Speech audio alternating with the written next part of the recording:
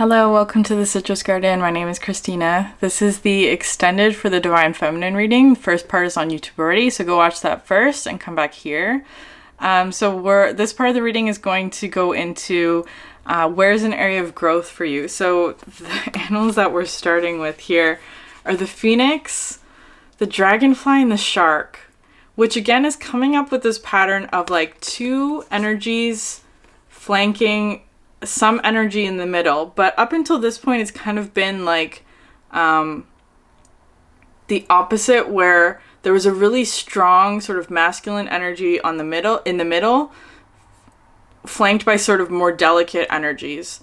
This is now flipping. And so I feel like the area of growth, perhaps there's been an area of like, perhaps you like using a lot of masculine energy to sort of push forward and move in the right direction, which was absolutely necessary for this. But I feel like there will be sort of a natural shift where you're going to sort of, there's going to be like a shift or a rebalancing of that energy at the end of this. It's like if you are, especially if it feels like you've been very focused on sort of action-oriented masculine energies, even if you are the divine feminine, right? But there will be, if you are in that period where you're having to sort of draw on masculine energies a lot, there will be, at a certain point, a natural sort of rebalancing where you sort of come back into the feminine aspect of yourself, in the opposite direction is kind of how it's feeling. I'm not explaining that very well, but hopefully that makes sense. This dragonfly here is talking to me about today trust and surrendering, is that you absolutely have sort of guidance, spiritual support, connection to source, all of this sort of divine energy that is assisting you in this transition forward. But it's interesting today that it is coming out with the phoenix and the shark, because these are very, like not easy energies at all. The phoenix is absolutely sort of a very strong kind of like, it comes with that energy of rebirth. Today it's just talking about that it will require your strength, because I feel like whatever aspect this change is for you, is that it's going to feel destabilizing or very much sort of like root chakra energies, which is talking about like your safety, your home, your stability, your community, your friends, your family, all sort of the foundational pillars that keep you upright, right? It's so interesting because the current energy of your reading was taught, like that story that I was reading was about that the foundational block in the communities that we are in, or that we want to be in, or that kind of thing, there is something fundamentally flawed about the foundation. And I feel like for you, divine feminine, it's almost like you are being sort of pulled into these situations in order to identify what that foundational flaw is and how it is you can fix it and reshape it into something that is golden, right? With this golden egg. Because I feel that might be what this is. This is the growth energy, because this is the foundational flaw, right? With the shark. Okay, there's so much here now. I'm getting what the message is now. Okay, it's coming together. Where like something such as like our workplaces, right? Our workplaces, I feel like something about the pandemic really sort of showed people that there's some sort of imbalance between our work lives and our home lives. There's not an equilibrium, or there may be an equilibrium, but it's imbalanced, to sort of highlight the masculine energies of working until you die kind of thing, right? That's kind of what my perspective, at least, of what the pandemic showed us, is that there's an extreme imbalance where the work life has now almost like invaded our homes. I'm being so dramatic. Invaded our homes to to almost like prioritize that aspect over sort of the feminine home nurturing lives, right? And I feel like there is still, of course, this dynamic of like that is needing to shift. There's a foundational error in that mentality that is absolutely needing to be rewritten. So I feel like you, Divine Feminine, are having to enter into a space of uncertainty in order to fix the collective's foundational flaw, is what I'm feeling with this.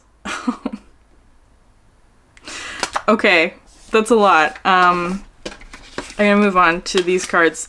The strength and the intention, which is absolutely what this energy is talking about. It's making sense now. With the intention, I often see this as like pinpointing one energy that is sort of not quite right? It's like pinpointing the problem of this strength energy, which is today, because yesterday I was talking about the strength card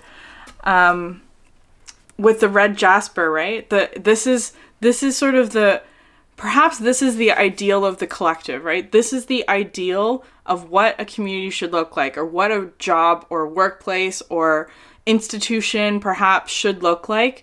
And this is the actual manifested idea, right? This is the actually how it's being represented in our physical reality. They're similar, but there's something fundamentally wrong with the color, the tone, something about it that's not correct, right? There's a mismatch between the ideal of the manifestation and what the manifestation actually looks like. And that's causing this shark energy, right? That something is misunderstood with the shark. That's how I read the shark. It's very misunderstood. It seems something is like out of proportion, and it's causing a sense of fear is kind of how it is. And fear can be represented in so many ways. Most of the time it's commonplace and almost so believable and simple and true that it is entirely compelling is how I see the shark. This is incredible. Okay, and then we have here the one and the breath. And the squaring of the circle. So these are all really like big concepts that are also extremely simple, right? Like focus on your breathing. That's such a simple kind of task to do, but it has incredible benefits in connecting mind, body, and spirit, right? That's the oneness card of sort of bringing together mind, body, and spirit. And I feel like some aspect of the body, right? The physical body, or how our collective connects to the physical aspects, that is fundamentally flawed. I'm going to leave that there. Okay. As you have here the 9 of inspiration and the 8 of inspiration, which I love so much because this is the Phoenix energy. There's some aspect, and then what's coming next is the 8 of materials. And again, I'm saying that this is like feeling like a collective kind of thing, where it's like you're identifying some aspect of the collective that is incorrect or like flawed in some way. But it could also be just an aspect within yourself of some sort of ideal that, or belief or understanding about society in general, is sort of, or can be shifted in a way that has sort of a better foundation. It's like something that about your heart or your values that is misaligned with sort of societal goals. Okay, that's what this is talking about, of like, and I feel like it has to do with work, or perhaps money or resources, or sort of that the drive to attain all of those things, that kind of thing. Like it could be like capitalism. I don't know. Something like that is kind of what this energy is talking about. Because this 8 of inspiration I often see is like racing forward, right? Racing forward, sort of like going as fast as you can, or like hustle culture, that kind of thing, that is absolutely sort of like in some way misunderstood or misrepresented, or puts us in this energy of the shark, which is almost just like hungry is kind of how it's feeling, like just is always on the search for hunger, for sating hunger, or too like overconsumption in some way.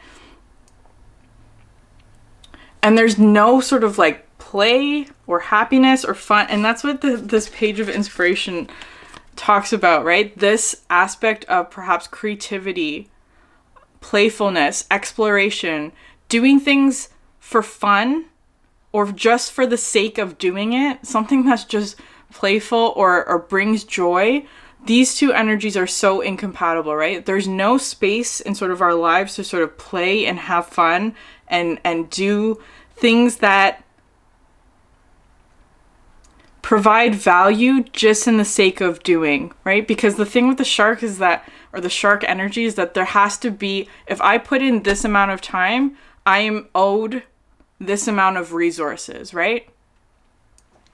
But this page of inspiration is much more sort of light than that I do things because I enjoy doing it.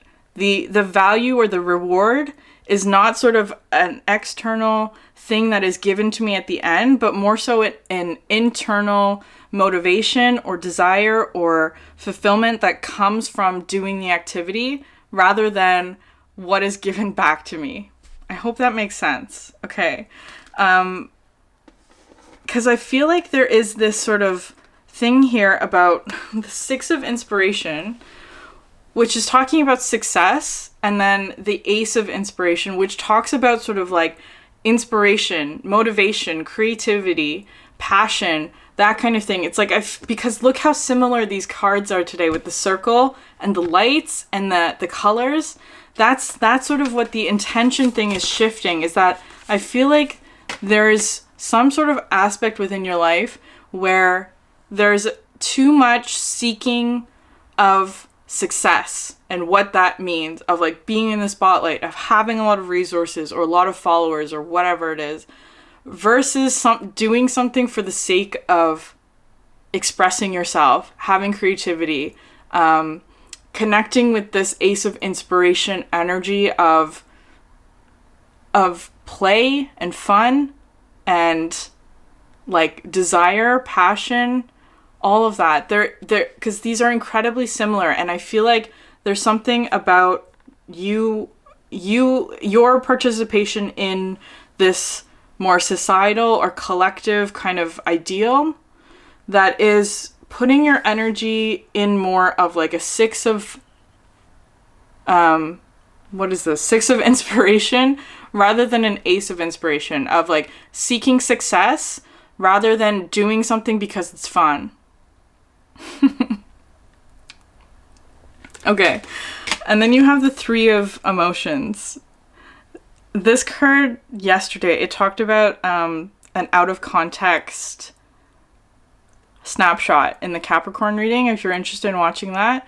But I always see this card as being sort of like at a significant crossroads, and you receive information or download or a message from your guides or something that is entirely out of context. It like gives you, this is your outcome, or this is what you're going to encounter. And it's almost like speaking in riddles, right? Because you don't know sort of all the steps that lead to that moment, perhaps.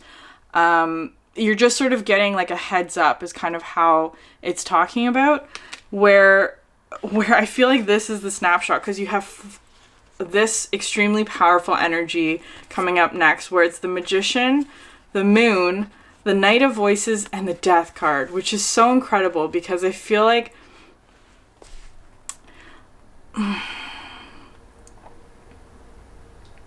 it's like I don't even know, I don't even want to sort of put on any sort of story on this, because I feel like that's the point. It's like there's going to be a moment in the future where you are absolutely going to get some sort of download or new inspiration to create something, right?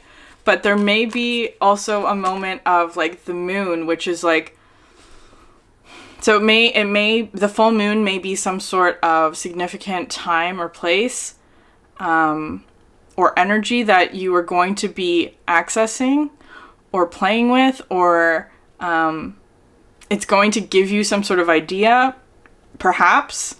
The moon could also talk about heavy emotions or illusions as well. Some sort of epiphany or thing that is perhaps difficult is what I want to say, but it's coming out the Knight of Voices, which is normally such a positive energy for me. But it is absolutely sort of like a game changer kind of energy. That's what this Knight of Voices represents. It's like an arrival of news, something that's incredibly sort of unexpected, but welcome, because it changes some sort of, it's like a paradigm shift that's coming in. And then you have here the Death card, which is absolutely an ending of something. I want to say it's a desired ending, right? An ending that, well, all endings sort of bring us into a new period of expansion. Absolutely. But because it's coming out with the moon, it may not be easy. And it's coming out with all resistance, which also may not be easy. That kind of thing. But to just sort of surrender, you have the dragonfly, which is sort of, to me, a bit shifting, because I normally see that as being a significant spiritual connection, which it feels like still, because it could be like a significant spiritual guide that you're connecting with, or just reconnecting with your higher self, that kind of thing. With this Death card, though, there's something shifting or something coming in or some sort of new download that's going to allow you to move forward in a new way that will perhaps require you to stand alone in some aspect of your life, right? I'm purposely not bringing the twin flame connection into this energy today, because I feel like it wants to be much more general, divine feminine or feminine energy rebalancing. Okay, I'm gonna end it there for the message. I have Moonology cards, which I will go through quickly. So the first one to come out was your hard work is paying off, the new moon in Capricorn. And I'm just laughing because I was just talking about, well, first of all, I was talking about the Capricorn reading, so I'm gonna link that at the end of this video so you can take a look at that if you're interested. But I was talking about work, right? Your perhaps there's something about your work that is shifting, is kind of how this new moon in Capricorn is feeling today. And then work through your fears. The new moon in Scorpio. Bring love into the situation. The new moon in Aquarius. So you have 3 new moon cards, which is an incredible new start. I am also going to do the Aquarius reading after this. So keep an eye out for that, because that may have some more insights about what the situation could be. And finally, believe in the impossible, the blue moon, which I absolutely adore. So I'm going to leave it there for you, Divine Feminine. I do have other videos if you're interested in watching. Thank you so much for sharing your energy with me, and I hope you have a great day. Bye.